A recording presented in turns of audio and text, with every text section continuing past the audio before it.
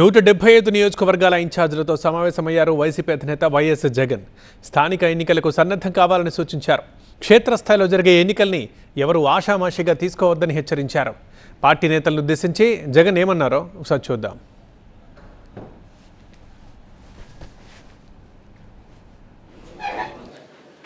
కోఆర్డినేటర్లకు, అలాగే జిల్లా అధ్యక్షులకు, అలాగే పార్టీ రీజనల్ ఇన్ఛార్జీలకు, రీజనల్ కోఆర్డినేటర్లకు అందరికీ కూడా మనస్ఫూర్తిగా వెల్కమ్. ఈరోజు మనం అంతా కూడా ఎందుకు ఇక్కడ ఏకమవుతా ఉన్నాము అన్న సంగతి బహుశా అవగతం కూడా అయ్యే ఉంటుందని అనుకుంటా ఉన్నా. ఎందుకంటే స్థానిక సంస్థలకు సంబంధించి జరగబోతా ఉన్నట్టుగా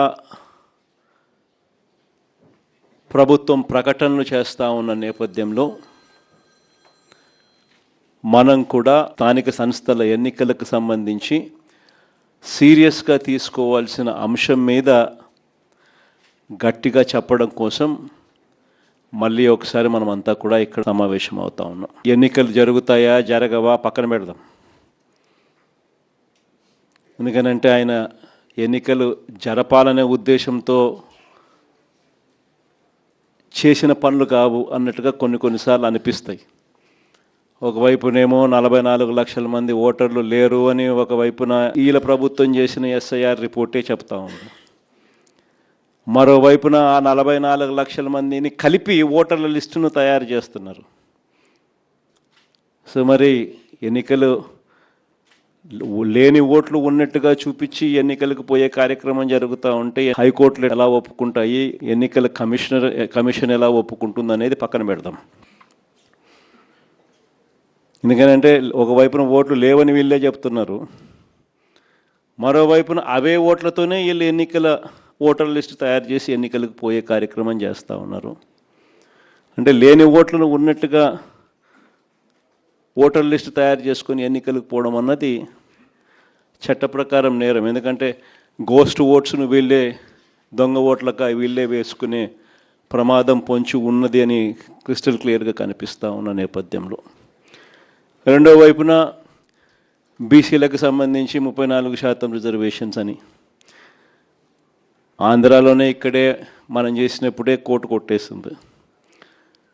కోర్టు కొట్టేసినా కూడా అది వేరే విషయం. మనం అంతకన్నా ఎక్కువగానే స్థానిక సంస్థల్లో మనం బీసీలకు ప్రాధాన్యతలు ఇచ్చటం. కానీ ఒకవైపున కోర్టు కొట్టేసిన జడ్జిమెంట్లు ఇక్కడే ఉండగానే మరోవైపున ఈయన అదే జీవో మళ్ళా ఇచ్చి మళ్ళీ ఎన్నికలకు పోతా ఉన్నాడు. అంటే దాని అర్థం ఏంది? ఒక లా ఆల్రెడీ ఒకటి ఉంది, దానికి వయలేషన్, ఆ లాకు వయలేషన్ అని తెలిసి ఈయన వయలేట్ చేస్తూ ఎన్నికలకు షెడ్యూల్ ఇచ్చినాడు. అంటే కోర్టులు ఆటోమేటిక్లీ ఇంటర్వ్యూన్ అవుతాయి, ఆటోమేటిక్లీ కోర్టులు తనను తప్పులు పడతాయి, ఆటోమేటిక్లీ ఎలక్షన్స్ ఇది లేకుండా ఇది సరిదిద్దుకొని చేయాలి అని చెప్పి గట్టిగా చెబుతుంది అని కూడా అయినా ఇచ్చినాడు. కాబట్టి ఈయన ఉద్దేశం అసలు ఎలక్షన్ జరుపుతాడా జరపడా అనేది ఒక క్వశ్చన్ మార్క్ ఏరియాగా ఉంది. అసలు ఎన్నికలు నిజంగా జరపాలని చంద్రబాబు నాయుడు ఉన్నాడా, ఎన్నికలు జరపకూడదని చంద్రబాబు నాయుడు ఉన్నాడా,